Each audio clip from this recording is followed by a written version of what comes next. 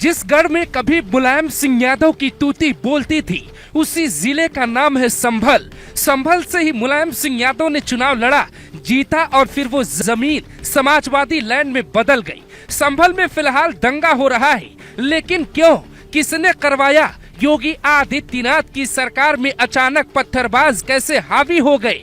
बाबर जब भारत आया था तो उस वक्त कई मंदिरों को निशाना बनाया गया, मंदिरों का नक्शा बदला गया, लेकिन ये बात ध्यान में नहीं थी कि किसी युग में भारत में मोदी योगी की जोड़ी भी सियासत में आएगी, जो बाबर का इतिहास मिटा के हिंदुस्तान का इतिहास नए सिरे से लिखना शुरू करेगी। मस्जिद धार्मिक स्थल है, फिर जब किसी मस्जिद पे कोई मंदिर नहीं बन सकता तो फिर मंदिर पे मस्जिद किसने बनवाया?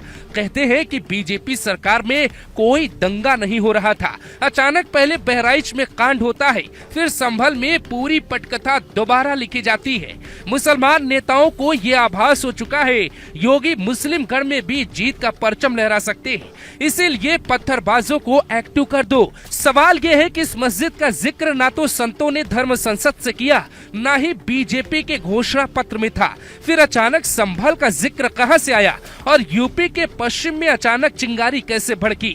क्या योगी आदित्यनाथ के पास कोई ऐसी रिपोर्ट है जिसके बाद संभल के बाद मुरादाबाद, वहां से बरेली, फिर पूर्वांचल तक इसकी आंच पहुंच सकती है? कहते हैं कि छात्रों के आंदोलन में भी सपा ने यूपी हिलाने की कोशिश की, लेकिन वो संभव नहीं हो पाया क्योंकि छात्रों ने सपाइयों को घुसने का मौका नहीं दिया। संभल सपा का गढ़ है, वहां से शफीकुर रहमान 1974 से चुनाव जीत रहे थे, फिर उनकी मौत के बाद उनका पोता जिया उर रहमान सपा का सांसद है।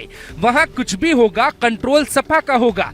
अगर जामा मस्जिद में भगवान नहीं है तो पत्थरबाजों को डर किस बात का है? सर्वे होने देते, पूरी सच्चाई बाहर आ जाती। लेकिन राजनीति में वो सच नहीं होता जो आपको खुली आंखों से दिखाई देता है। विवादित धार्मिक स्थल का नाम है जामा मस्जिद। संभल के शहर के बीच ये मस्जिद साल 1926 में बाबर ने बनवाई। बाबर ने भारत के हजारों मंदिरों को तुड़वाया।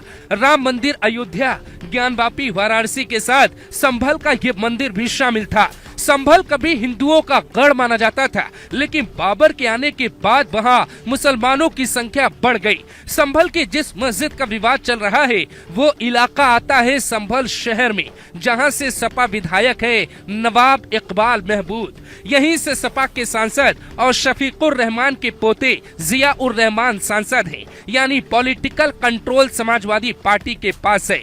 जहां पॉलिटिकल कंट्रोल सपा के पास और प्रशासन का कंट्रोल योगी के पास हो, वहां विवाद होने की पूरी संभावनाएं बढ़ जाती है। संभल से कुंदरकी कुछ दूर पर है, वहां सपा को चुनाव में हार मिली, वजह मुसलमान वोटों का बंटवारा हो गया।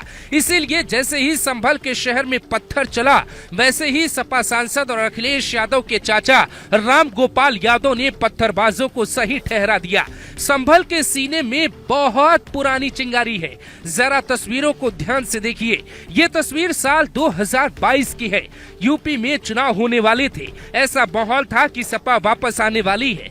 तभी एक मौलवी मुसलमानों को धमकाता है कि हमारी सरकार आने दो, देखते हैं। ये वीडियो वायरल हुआ और सपा को भारी नुकसान होता है।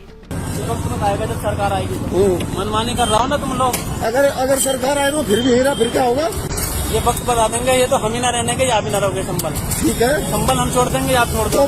तो अपनी तैयारी कर दो चलने की। मैं तो ये रहूंगा, बस वो बता देंगे हमसे। कुछ दिनों पहले की बात है, एक और वीडियो वायरल होता है जिसमें एक मौलवी फिर कहता है कि चाकू मार दूंगा। ये वीडियो भी वायरल होता है। अब सपा संभल और मुरादाबाद की कुंदरकी, रामपुर की स्वार सीट हारेगी तो बौखलाहट जाहिर तौर पे बढ़ेगी।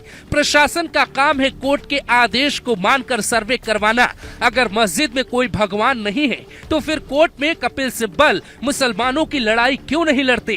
कपिल सिब्बल तो समाजवादी पार्टी के राज्यसभा सांसद भी हैं। जब विपक्ष मिलकर योगी का बुलडोजर रुकवा सकता है तो सर्वे के बाद अपना पक्ष कोर्ट में रखने के बजाय पत्थर क्यों उठाता है?